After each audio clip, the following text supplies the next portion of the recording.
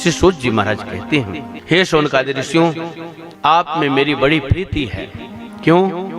आपने संसारिक प्रश्न नहीं किया है, आपने भगवत विषयक वार्ता का विनियोग किया है। इसलिए मैं आपसे ऐसा उपाय बताऊंगा जिसके अपनाने से संसार के भय का नाश हो जाएगा।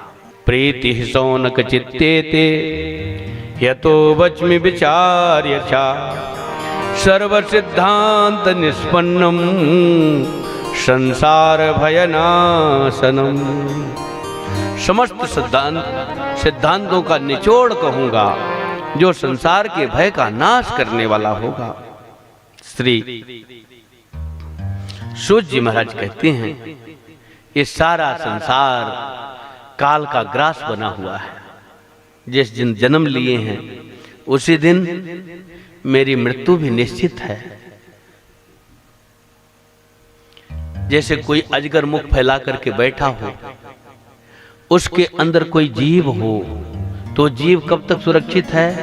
जब तक उसके दोनों ओंठ बंद ना हो जाएं।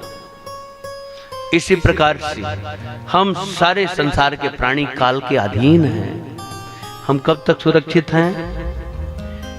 जब तक यह काल रूपी अजगर के, समय रूपी अजगर का मुख संपुटित नहीं हो जाता है। तो इसका एक मुख किधर है? जन्म वाला, और दूसरा ओठ क्या है? मृत्यु का। तो जन्म और मृत्यु का समय जब एकत्रित हो जाएगा तो हम काल के गाल में चले जाएंगे। देखो ये भव सागर है, सागर का एक तट दिखता है लेकिन दूसरा तट नहीं दिखता है। ऐसे ही हमें जन्म वाला तट तो दिख रहा है कि कब हमारा जन्म हुआ। कोई हम कहते हैं 50 साल के हुए, कोई कहते हैं 20 साल, कोई 10 साल का, कोई 5 साल का, कोई 1 वर्ष का, कोई 6 महीने का, और कोई 60 साल का हुआ, कोई 70, कोई 80, कोई 90, कोई 100। इसके आगे तो कोई जाता नहीं। कोई बड़भागी जाते हैं। तो जितनी भी आयु है, जन्म वाले को तो पता है लेकिन मृत्यु वाले का पता नहीं है। जैसे सागर का एक तट दिखता है जहां पर हम खड़े हैं, लेकिन दूसरा तट बहुत प्रयास के बाद भी नहीं दिखता है। जल ही जल है, अथाह सागर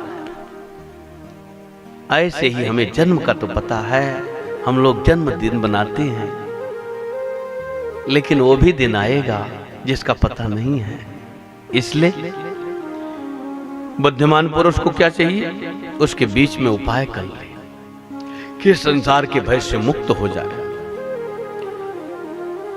यावत शरीर स्वस्थ है यावत मृत्यु से दूरतः तावत आत्मेतम कुर्यात् प्राणान्ते किम करिष्यति। जब तक शरीर स्वस्थ है, जब तक मृत्यु दूर है, तब तक आत्म कल्याण की कामना कर लेना चाहिए।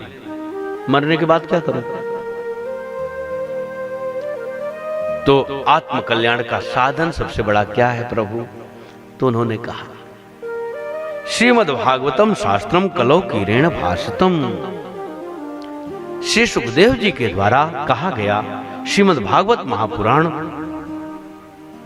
संसार के भय को नष्ट करने के लिए सबसे बड़ा साधन है। अर्थात श्री भागवत महापुराण से बढ़कर के कोई भी ऐसा साधन नहीं है जो हमारे संसार के भय को नष्ट कर सके। हम सब बड़भागी हैं जो ऐसे भागवत महापुराण के श्रवण का हमें लाभ प्राप्त हो रहा है।